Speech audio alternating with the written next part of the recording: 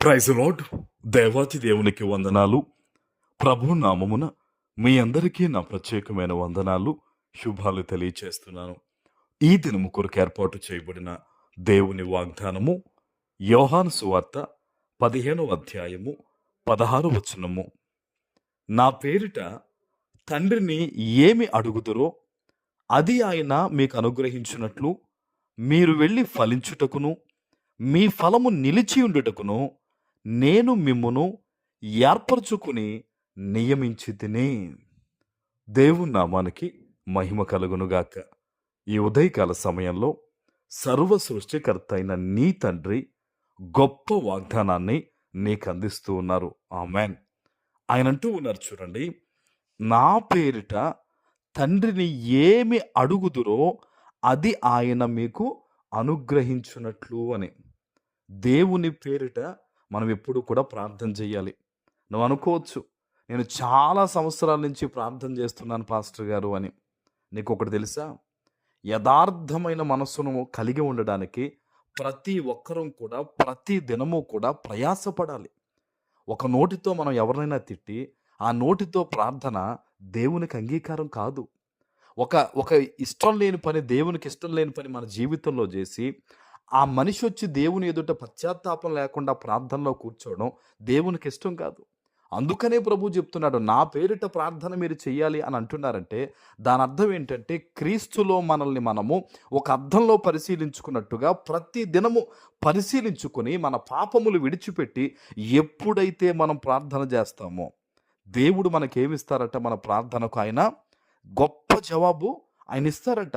ఇవ్వడమే కాదు, ఆయన అంటున్నారు, చూడండి, ఆయన ఏమంటున్నారంటే, మీరు వెళ్ళి ఫలించుటకు. ఈ ఉదయకాల సమయంలో ఎటువంటి పరిస్థితుల మధ్య, నేను మరలా మీతో చెప్తున్నాను, ఎటువంటి పరిస్థితుల మధ్య ఉండి వాగ్దానం వింటున్నావో నీవు వెళ్ళి గొప్పగా ఫలించబోతున్నావు. ఆమెన్. అది ఒక ఎగ్జామ్లో కానీ, కోర్టు కేసు విషయంలో కానీ, కొన్ని లావాదేవీల విషయంలో కానీ, పరిస్థితుల విషయంలో కానీ ఈరోజు అద్భుతంగా నువ్వు ఏమవబోతున్నావంటే ఫలించబోతున్నావు. యేసు నామంలో ఈరోజు నీ పట్ల కొన్ని కార్యాలు జరగబోతూ ఉన్నాయి. ఆమెన్ చెప్దాం. ఆమెన్. ప్రభు చెప్తున్నాడు, మీరు వెళ్ళి ఫలించుటకు మీ ఫలం ఏమవ్వాలట, నిలిచి ఉండాలట. హల్లెలూయా. ఈరోజు చాలామంది నీతో చెప్తారు, నువ్వు అలా అవ్వాలి ఇలా అవ్వాలంటారు, కానీ వారి మనస్సులో నిజంగా ఆలోచన ఉండదు. కానీ దేవుడు ఒక్కడే నువ్వు బాగుండాలని కోరుకుని, నువ్వు దీవించబడాలని కోరుకుని, నువ్వు ఫలించి ఫలములో నిలబడాలని కోరుకునేది. ఈరోజు నువ్వు వాగ్దానం వింటున్నావు కదా, నీ విశ్వాస ప్రకారము నువ్వు ఫలించబోతున్నావు. ఇంకొక మాట ప్రభు ఏం చెప్తున్నాడంటే, ఆ ఫలము నీ యందు నిలిచి ఉండబోతుంది. ఆమెన్. తండ్రి కోరుకుంటూ ఉన్నాడు, నువ్వు గొప్పగా ఫలించి ఫలము నీలో నిలవాలని. ఎవరు ఏర్పరచుకున్నారట? ఆయనే మిమ్మల్ని ఏర్పరచుకుని నియమించారట. ఆమెన్. నీ జీవితంలో జరిగింది ఏదో నీ ఇబ్బందుల వల్ల జరగడం కాదు, దేవుడే జరిగించాడు ఇప్పటి వరకు.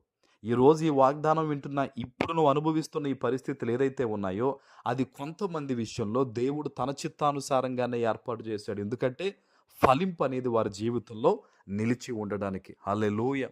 నువ్వేమాత్రం కూడా సంకోచించొద్దు.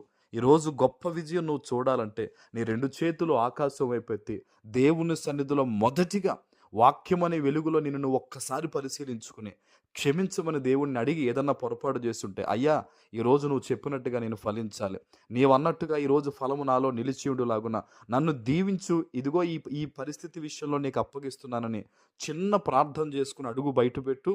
ఈరోజు గొప్ప దీవెన నీ సొంతం అవ్వబోతూ ఉంది. ఆమెన్. ప్రార్థన చేసుకుందాం.